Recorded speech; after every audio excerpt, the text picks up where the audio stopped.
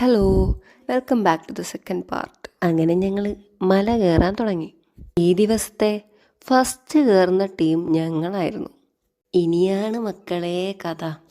എൻ്റെ കൂടെയുള്ള രണ്ടാളുടെയും ബാറ്ററി ഓറഞ്ചിലെത്തി ചുവന്നതിലേക്ക് എത്താൻ സാധ്യതയുണ്ടെന്നുള്ള വാർണിംഗ് സൈൻ അറിയിച്ചു. ആദ്യ കുറച്ച് ദൂരങ്ങളിലായി ഞങ്ങൾ പിറകിലായിരുന്നെങ്കിലും കുറച്ച് കഴിഞ്ഞപ്പോൾ അണ്ണന്മാരെ തോൽപ്പിച്ച് ഞങ്ങൾ മുന്നിലെത്തി. പിന്നെ പ്രത്യേകമായിട്ട് പറയാനുള്ളൊരു കാര്യമുണ്ട്. ചക്കിമാർക്കൊത്ത ചങ്കരനെയാണ് കിട്ടിയത് എന്ന് വെച്ചാൽ ഞങ്ങളുടെ ഗൈഡായിട്ട് സൂപ്പറായിരുന്നു. It's our one and only Lijesh ഏട്ടൻ. സംഭവം ഇപ്പോൾ പുകഴ്ത്തി പറയുകയാണെങ്കിലും ആ നേരത്ത് പരസ്പരം മേറിൽ കയറ്റിലായിരുന്നു പണി. അങ്ങനെ ഞങ്ങൾ കുറേ വർത്താനമൊക്കെ പറഞ്ഞ് മുന്നിൽ നടന്നു. ഇവിടുത്തെ ഓരോ കുന്നിനും പ്രത്യേക പേരുണ്ട്. ആദ്യം ഞങ്ങൾ സായിപ്പ് കുന്നാണ് കയറിയത്. ഒരു മരം ലക്ഷ്യം വെച്ചാണ് ഞങ്ങൾ നടന്നത്. ബിക്കോസ് അതായിരുന്നു ഫൈനൽ പോയിന്റ്. ദൂരെ നിന്ന് നോക്കിയാൽ ഒരു ബുഷാണെന്നേ തോന്നും.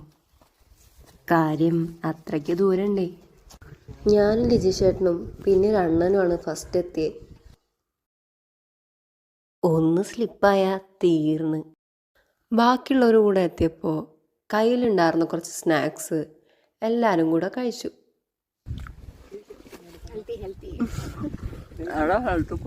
അങ്ങനെ ഇരിക്കുമ്പോഴാണ് ഒരു സംഭവം കാണാനിടയായത്. ഞങ്ങൾ മല കയറിയിട്ട് ഇതാണ് പിടിച്ചത്. അതെ, മാളു ഒരു പാവം പോത്തിനെ എന്തിനെ തട്ടി കാലങ്ങൾക്ക് മുന്നേ.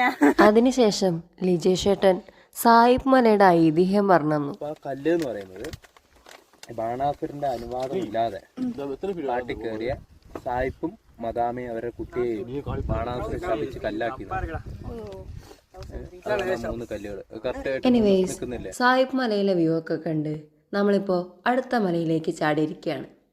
It is Kattadikunnu. എന്താ ഈ പേര് വന്നതെന്നൊന്നും അറിയില്ല. എന്തായാലും ഈ മലയിലേക്ക് ആദ്യം ചാടിക്കയറണം എന്നുള്ളൊരു ആഗ്രഹം ഉണ്ടായിരുന്നു. ആ ഒരു ആവശ്യത്തിൽ വേഗം തന്നെ എത്താൻ പറ്റി. സത്യം പറയാലോ, ആ മലയിൽ നിന്നുള്ള വ്യൂ കണ്ട് തിരിച്ചു പോരാൻ തോന്നിയില്ല. നട്ടുച്ചയുടെ വെയിലടിച്ച് തുടങ്ങിയിട്ടുണ്ടായിരുന്നു. അതുകൊണ്ട് വേഗം തന്നെ പോരാൻ തീരുമാനിച്ചു. പിന്നെ രാവിലെ പോകുന്ന പോക്കല്ലേ. വേറൊരു കാര്യം പറയാൻ വിട്ടുപോയി. ഞങ്ങളൊപ്പം വന്ന 5 തമിഴ്നാട്ടുകാരുണ്ടല്ലോ, അവര് സ്ട്രേഞ്ചേഴ്സ് ആണെന്നുള്ള കാര്യം ഞങ്ങൾ മറന്നു തന്നെ പോയി. തമിഴ് മൂവീസ് കണ്ട ധൈര്യം വെച്ചായിരുന്നു അത്രയും നേരം ഡയലോഗ് അടിച്ചിട്ടുണ്ടായിരുന്നത്. നാങ്ക എന്ത് താണ്ടി വന്നിട്ടോ பெரிய பெரிய காடு தாண்டி മല താണ്ടി வந்திருக்கோம். 2 மலை தாண்டணும். തിരിച്ചു വരുമ്പോഴാണ് ഇവിടെ കാടൊക്കെ ഉണ്ടല്ലേ എന്നുള്ള കാര്യം മനസ്സിലാവണത്.